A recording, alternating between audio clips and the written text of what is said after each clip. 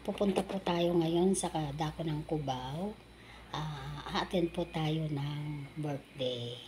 Kasi kagabi, nag-chat sa akin ang kapatid nating bunso na kung may gagawin daw ba ako ngayon. Sabi ko, free ako ngayon. Kaya ang sabi niya, punta ka sa Cubao ating. Ite-text ko na lang sa iyo ang venue, sabi niya.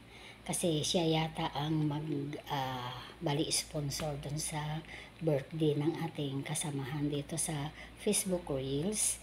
Kaya ayan, pupunta tayo ngayon. Hindi tayo nakapunta sa church kanina, pero dito na sa bahay tayo nag-pray. Kasi po sa kadahilangan, kailangan ipahinga natin ang ating balakang at saka ang ating baywang.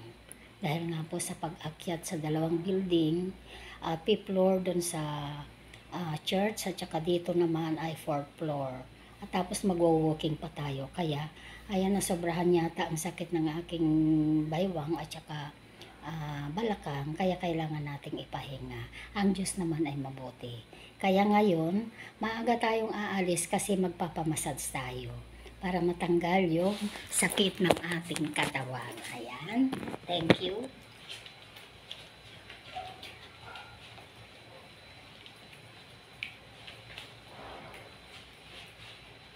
Yan, sayaw muna tayo. Papa good vibes.